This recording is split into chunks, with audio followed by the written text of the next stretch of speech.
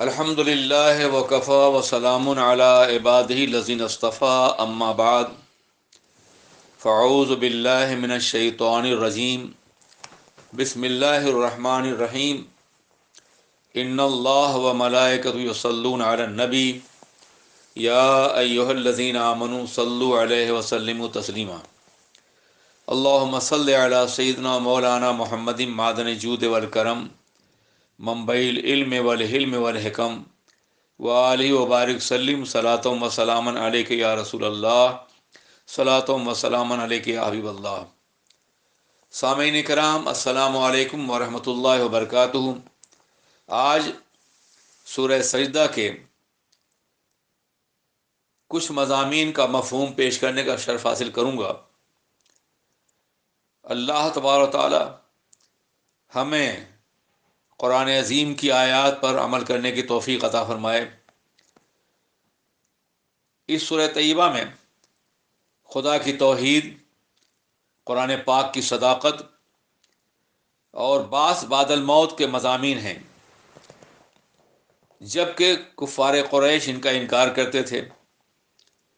ظاہر ہے کہ جب انکار شدید ہو تو پھر مضامین بھی اسی اعتبار سے اللہ نے نازل فرمائے ہیں۔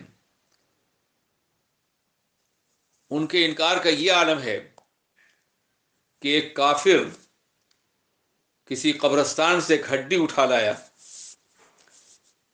اور حضور کو دکھا کے کہا اس نے کہ کیا اللہ اسے بھی زندہ کر دے گا؟ یہ تو بات ناقابل قبول ہے۔ اس طرح کے بہت سے ناپسندیدہ امور سامنے آتے رہتے تھے، تو اللہ نے بار بار بدلائل قاہرہ اپنی کتاب مقدس میں مرنے کے بعد دوبارہ زندہ ہونے کی خبر دی ہے لوگوں کو۔ یہ اس لیے ضروری ہے کہ اگر انسان آخرت پر یقین نہ رکھے اور یہ جان لے کہ یہی زندگی سب کچھ ہے، تو پھر وہ بہت بڑا فرعون اور نمرود بن جاتا ہے۔ اس لیے کہ وہ جانتا ہے کہ مرنے کے بعد ہماری کوئی اور زندگی نہیں ہے۔ ہم جتنا لوٹ سکیں، تباہ کر سکیں، ظلم کر سکیں، قتل کر سکیں، سب کچھ کرنے کی کوشش کرتا ہے۔ اس لیے کہ ایک طاقتور انسان کا مواخذہ دنیا میں بعض وقت نہیں ہو پاتا ہے۔ ایک مظلوم مظلوم ہی رہتا ہے۔ اگر ایک مظلوم کو آخرت کا یقین نہ ہو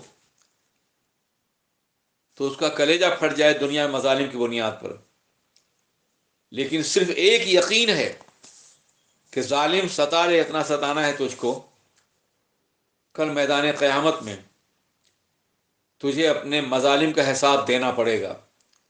اس یقین کی بنیاد پر انسان ظلم برداشت کرتا ہے اور صبر کرتا ہے اور آخرت اور قیامت کا انتظار کرتا ہے۔ اگر قیامت نہ آئے تو انسان کو اس کے مظالم کی سزا کبھی نہیں مل سکتی ہے۔ بعض وقت ایسا بھی ہوتا ہے کہ لاکھوں افراد کے قاتل کو عمر قید دے دی گئی،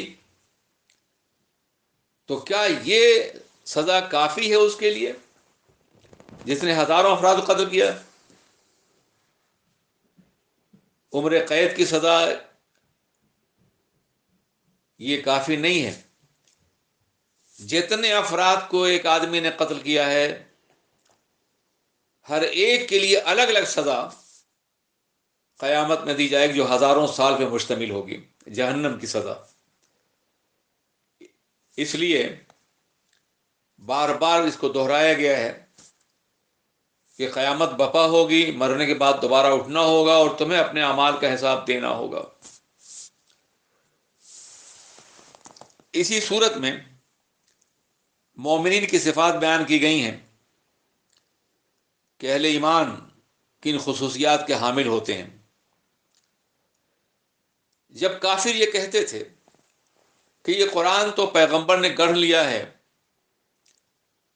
یہ ان کی شاعری ہے، کچھ پرانے لوگوں کے واقعات ہیں۔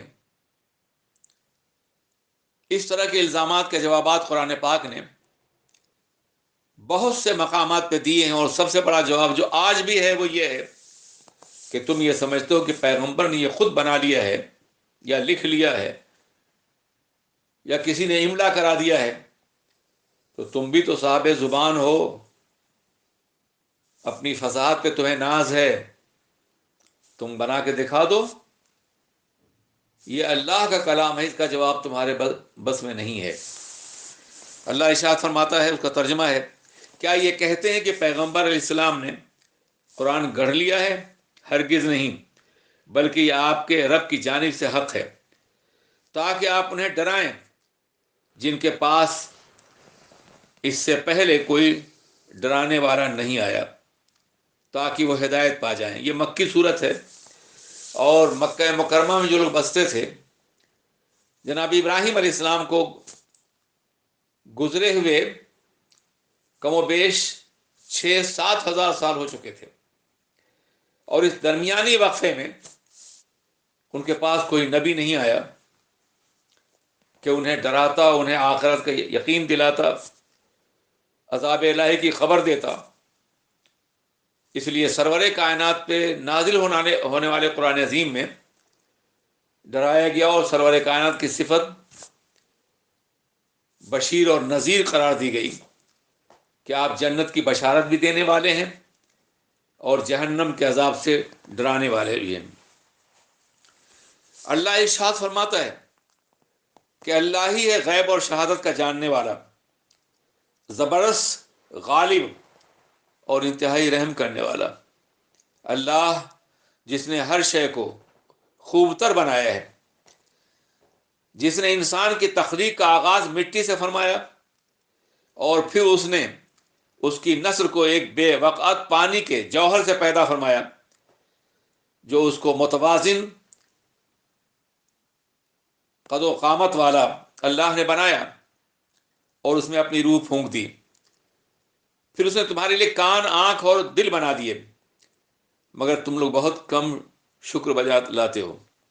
اس میں انسان کی حقیقت بیان کی گئی کہ جناب آدم جو پہلے انسان تھے انہیں مٹی سے پیدا کیا گیا، لیکن اس کے بعد جتنے انسان دنیا میں پیدا ہوئے، اس نطفے سے جو مٹی ہی کی کا ایک جوہر ہے پانی کی شکل میں، اس سے پیدا کیا گیا انسانوں کو۔ آپ ذرا سوچئے، اس قطرے ناچیز سے ایسا انسان جو سمیع و بصیر ہو، قد رعنا اور وجود زیبا رکھتا ہو، کیا یہ ممکن تھا؟ کیا یہ ممکن ہے؟ یہ صرف اللہ کی قدرت ہے۔ انسانوں کی خصوصیت یہ کہ اللہ فرماتا ہے وَنَفَخْتُ فِيهِ مِن رُوحِي، میں نے اس میں اپنی روح پھونک دی۔ روح سے مراد کیا ہے؟ امر الہی ہے۔ ایک اور مقام پہ اللہ نے فرمایا اے پیغمبر، لوگ آپ سے پوچھتے ہیں روح کیا ہے، کہہ دیجئے کہ روح میرے رب کے حکم کا نام ہے۔ ایک خاص چیز ہے انسان کی زندگی میں جو من جانب اللہ ہے، جو کسی اور مخلوق کے اندر نہیں ہے۔ کبھی آپ نے سوچا کہ جو اعضاء اور جوارح انسان کو دیے گئے ہیں دوسری مخلوقات کے پاس بھی ہیں، مگر یہ سوچنے کی صلاحیت، یہ جذبات محبت، کیفیات نفرت، یہ علم، یہ نطق، یہ گویائی، یہ فہم و ذکا، یہ حالات کا جائزہ، معلومات کو ترتیب دے کے مجہولات کا حاصل کرنا، تحقیق اور ریسرچ کی دنیا میں قدم رکھنا، خلاؤں میں پرواز کرنا، زمین کو لہلاتے ہوئے باغوں میں تبدیل کر دینا، یہ کسی اور مخلوق کے بس کی بات تو نہیں تھی۔ یہ وہ روح ہے جو اللہ نے وجود انسانی کے اندر پھونک دی ہے۔ یہ وہ امر الہی ہے، کن فیکونی عمل ہے کہ جس کے ذریعے سے انسان دنیا کی دوسری مخلوقات سے بے نیاز ہے۔ آپ دیکھیے، کائنات کا جائزہ لیجیے، جس زمین پہ ہم رہتے ہیں اس زمین کو عالم جمادات کہا جاتا ہے۔ یہ جامد دنیا ہے، غیر نامی دنیا ہے، غیر متحرک دنیا ہے، اس کے اندر بڑھنے کی صلاحیت نہیں ہے۔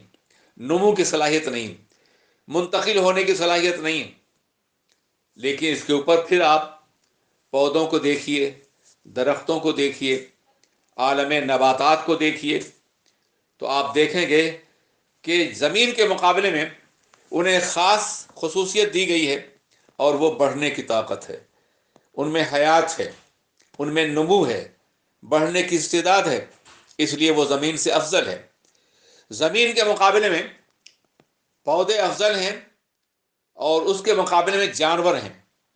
جانوروں کو کچھ اور صلاحیتیں دی گئی ہیں، پودے بڑھ سکتے ہیں لیکن آگے نہیں بڑھ سکتے، انتقال مکانی صلاحیت نہیں ہے ان کے اندر، مگر جانور بڑھتے بھی ہیں اور منتقل بھی ہوتے ہیں، ایک مقام سے دوسرے مقام تک جاتے ہیں۔ اب یہاں ترتیب کائنات یہ ہے کہ زمین چونکہ کوئی صلاحیت نہیں رکھتی ہے مگر غذا دینے کی صلاحیت ہے، اس لیے ہر مخلوق خاص طور پہ پودے زمین سے غذا حاصل کرتے ہیں، اور پھر پودوں سے افضل جانور ہیں، اس لیے جانوروں کی غذا پودے ہو جاتے ہیں، مفضول افضل کی غذا بن جاتا ہے۔ پھر جانوروں کے مقابلے میں انسانوں کی دنیا ہے، جانور کو چلنے کی صلاحیت دی گئی ہے، کم از کم اتنا شعور دیا گیا ہے فطرت سے زندہ رہنے کے لیے کہ وہ اپنی گھاس کو، اپنی غذا کو پہچانتا ہے۔ اسے لہلاتے ہوئے باغ میں ڈال دیجئے تو صرف وہ چیز کھائے گا جو اس کی اپنی غذا ہوگی۔ یہ شعور فطری طور پہ اس کو زندہ رہنے کے اللہ نے دیا ہے، مگر اس کے علاوہ کچھ بھی نہیں۔ وہ نفس ناطقہ نہیں رکھتا ہے، وہ بولنے کی طاقت نہیں رکھتا ہے، وہ عقل سے محروم ہے۔ یہ ساری صلاحیتیں انسان کو دی گئیں۔ انسان کو حواس خمسہ دیے گئے، 5 سینسز، چھونے کی، چکھنے کی، سننے کی، سونگھنے کی توانائیاں اسے دی گئی ہیں کہ جس کے ذریعے سے وہ علوم کو حاصل کرتا ہے، چیزوں کو جانتا ہے ان 5 سینسز سے۔ جانوروں کو نہیں دیے گئے ہیں، اس لیے انسان جانوروں سے افضل ہے، بہتر ہے۔ زمین غذا بنائی گئی ہے پودوں کی، پودے غذا بنائے گئے ہیں جانوروں کے، اور جانور انسان کی غذا بنائے گئے اس لیے کہ وہ افضل ہیں۔ لیکن انسان کے اندر یہ صلاحیت نہیں تھی کہ وہ اپنی زندگی کا راستہ خود طے کر سکے، اس لیے کہ عقلیں مختلف ہوتی ہیں، ماحول مختلف ہوتا ہے۔ وہ جو قانون بنائے گا وہ حال کو دیکھ کے بنائے گا، مستقبل اس کی نگاہوں کے سامنے نہیں ہوگا، اس لیے ایک کا بنایا ہوا قانون دوسرے کے لیے مفید نہیں ہوتا۔ ملکوں میں لوگ بٹے ہوئے لوگ ہیں، ان کے مطالبات الگ ہیں، ان کے داعیات الگ ہیں، اس لیے تمام انسانوں کے لیے قانون نہیں ہو سکتا۔ انسان جن حواس خمسہ کے ذریعے سے قانون بناتا ہے، یہ سارے حادثے غلطی بھی کرتے ہیں۔ چھونا بھی غلطی کرتا ہے۔ آپ نے کسی چیز کو بند کر کے دیا ہے، بتائیے کیا ہے، چھو کے ہم نے ایک اندازہ کیا، کوئی ضروری نہیں صحیح ہو۔ آنکھیں بھی غلطی کرتی ہیں۔ آسمان پہ بادل چل رہے ہیں اور آپ نے چاند اور سورج کو چلتے ہوئے دیکھا ہے۔ آئے دن یہ آپ کے نگاہوں کے سامنے دور سے آنے والا زید نظر آتا ہے، قریب آیا تو عمر معلوم ہوا۔ قریب اور بعد کی بنیاد پہ آنکھیں بھی غلطی کرتی ہیں، سماعت بھی غلطی کرتی ہے۔ سماعت غلطی نہ کرے تو ہزاروں اختلافات غلط سننے کی بنیاد پہ پیدا نہ ہوں۔ ایسی قوت شامہ، سونگنے کی قوت تو بہت ہی اندھی قوت ہے۔ ان تمام قوتوں سے غلطیاں ہوتی ہیں، اس لیے ان غلطیوں کے اوپر ایک ایسا علم ہونا چاہیے جو ہر غلطی سے پاک ہے، اور وہ وحی الہی ہے۔ اللہ نے انبیاء کرام کو انسانوں میں پیدا کیا، مگر وحی پاک دے کر کے انہیں سارے انسانوں سے ممتاز بنایا۔ قل انما انا بشر مثلکم یوحی الی، میں تم جیسا چہرے مہرے کے اعتبار سے انسان ہوں، مگر سنو مجھ پہ وحی کی جاتی ہے۔ جس طرح زمین ترقی کر کے درخت نہیں بن سکتی، جیسے درخت ترقی کر کے جانور نہیں بن سکتا، جانور ترقی کر کے انسان نہیں بن سکتا، ایسے ہی انسان ترقی کر کے نبی نہیں بن سکتا۔ نبی ایک بہت ممتاز اور عظیم مخلوق ہے۔ کائنات کی یہ ترتیب آپ کی نگاہوں کے سامنے ہے. کائنات کی یہ ترتیب اس خلاق کائنات کی عظمت کی گواہ ہے جو ہمارا معبود ہے، جو ہمارا پروردگار ہے. اللہ فرماتا ہے پھر ہم نے کان دیے، آنکھیں دی، دل بنا دیے، اتنی توانائیوں سے تمہیں نوازا، اور پھر بھی تم ناشکرے ہو. تم بھی شکر ادا نہیں کر رہے ہو. شکر کی دو شکلیں ہیں، ایک تو زبان سے کہنا کہ اللہ تیرا شکر ہے، اور پھر عمل کے ذریعے سے نماز پڑھنا، روزہ رکھنا، نیک کام کرنا، یہ بھی اپنے وجود کے شکریہ کا بہترین طریقہ ہے. اب لوگ کہتے ہیں کہ مرنے کے بعد جب ہم گم ہو جائیں گے تو کیا ہم دوبارہ سر نو پیدا کیے جائیں گے؟ کافروں کی بات اللہ نقل کر رہا ہے. حقیقت یہ لوگ اپنے رب سے ملاقات کے منکر ہیں. اے پیغمبر فرما دیں کہ فرشتہ موت تمہاری روح قبض کرے گا جس کو مقرر کیا گیا ہے، اور پھر تم اپنے رب کی طرف لوٹائے جاؤ گے. جب لوٹائے جاؤ گے تو تمہیں معلوم ہوگا کہ ہم دنیا میں گناہ کر رہے تھے اور غلطیاں کر رہے تھے، ہم نے آخرت کو فراموش کر کے اپنی زندگی تباہ کر لی. قیامت کے بارے میں اللہ فرماتا ہے اے محبوب آپ دیکھیں گے کہ جب مجرم سر جھکائے ہوئے اپنے رب کی بارگاہ میں حاضر ہوں گے اور عرض کریں گے اے ہمارے رب، ہم نے دیکھ لیا اپنی آنکھوں سے اور سن لیا اپنے کان سے، ہمیں دوبارہ دنیا میں بھیج دے تاکہ ہم نیک اعمال کریں. اب ہم یقین کرنے والے ہیں. حضرات یاد رکھیے کہ ایمان کا خلاصہ یہ ہے ایمان بالغیب، بغیر دیکھے ہوئے ایمان لانا، پیغمبر کی بات پہ ایمان لانا، قرآن پاک کے فیصلے پہ ایمان لانا. اور دیکھ کے کوئی ایمان لایا تو وہ ایمان نہیں ہے، بلکہ اپنی آنکھ پہ ایمان لایا، وہ اپنی عقل و شعور پہ ایمان لایا. آج جب لوگ کہتے ہیں یہ بات ہماری عقل میں نہیں آتی، ہم نہیں مانتے، جب عقل میں آ جائے گی تو وہ خدا پہ ایمان نہیں رکھتا بلکہ اپنی عقل کو پوچھتا ہے. یہ عقلائے روزگار کا بہت بڑا فریب ہے. حضرات بے شمار حقیقتیں ایسی ہیں جو عقل انسانی میں آ ہی نہیں سکتی. کیا کوئی بتا سکتا ہے کہ مرنے کے بعد زندگی عقل میں آئے گی؟ قبر کی زندگی، حشر کی زندگی، یہ کبھی ممکن نہیں ہے. انسان کے پاس کوئی ایسا ذریعہ نہیں ہے جس سے وہ اس کا علم حاصل کرے. حقیقت یہ ہے کہ جہاں سے علم و فکر کی سرحدیں ختم ہوتی ہیں وہاں سے مذہبی شعور کا آغاز ہوتا ہے. اس لیے مومن وہی ہے جو ایمان پر غیب پر ایمان رکھتا ہے. بغیر غیب پر ایمان لائے ہوئے وہ مومن نہیں ہو سکتا. میں ایک واقعہ آپ کو بتاؤں. ہارون رشید اور ان کی بیگم زبیدہ بڑی عظیم خاتون تھیں. آپ اندازہ فرمائیں کہ عراق سے مکہ مکرمہ تک انہوں نے نہر بنوائی تھی پانی کی. اس کے آثار اب بھی موجود ہیں. کتنا بڑا کام ہے اتنی طویل نہر. زبیدہ اور جناب ہارون دونوں باہر نکلے تو دیکھا کہ حضرت بہلول دانا جو اوپر سے مجنون لگتے تھے وہ زمین پہ کچھ بنا رہے ہیں، مٹی کا گھنودا. ہارون نے پوچھا کہ بہلول کیا کر رہے ہیں آپ؟ احترام کرتے تھے وہ ان کا.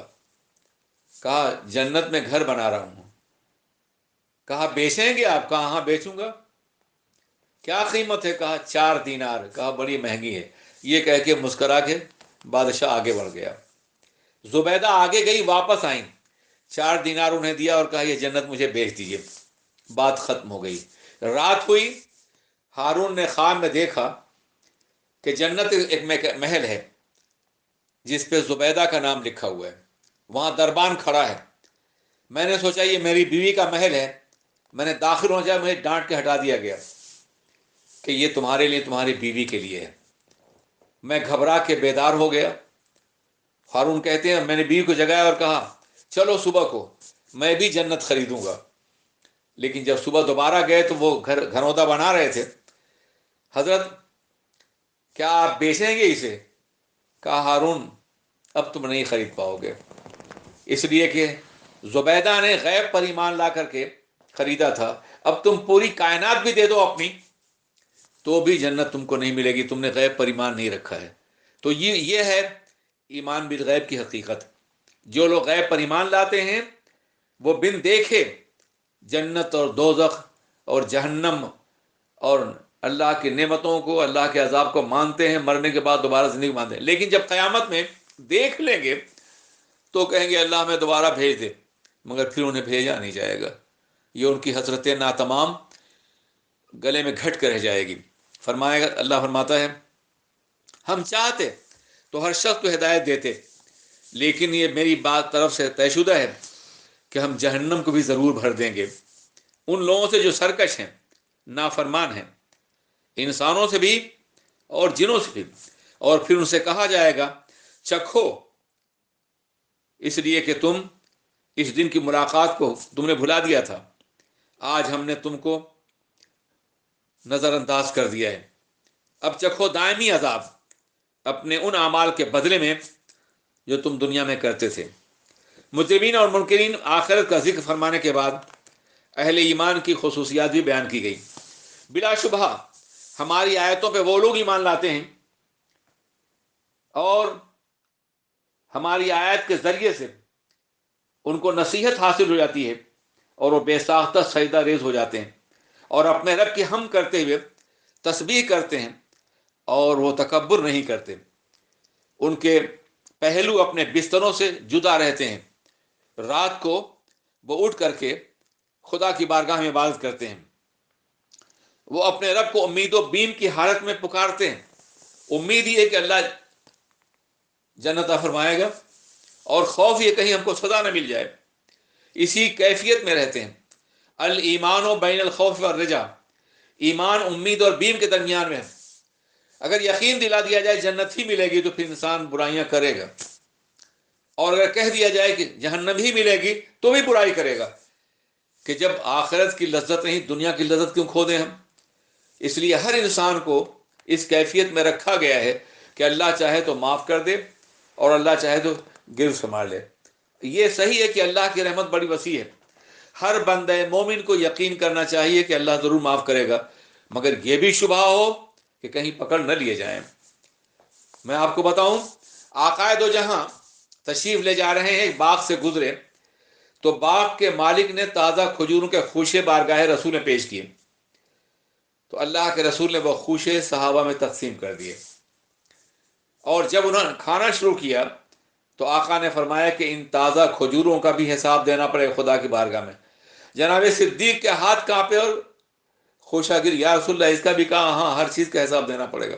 آپ اندازہ فرمائیے، آخرت کا خوف اتنا شدید ہے کہ یار غار رسول اور آج یار مزار رسول وہ بھی آخرت کے خوف سے لرز جاتے ہیں۔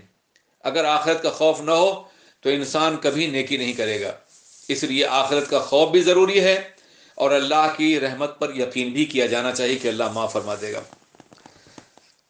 حضرات، اللہ ارشاد فرماتا ہے کہ جو نعمتیں ہم نے ان کو دی ہیں اس میں سے وہ خرچ کرتے ہیں، بس کوئی نفس یہ نہیں جانتا کہ ان کے لیے کتنی نعمتیں پوشیدہ رکھی گئیں۔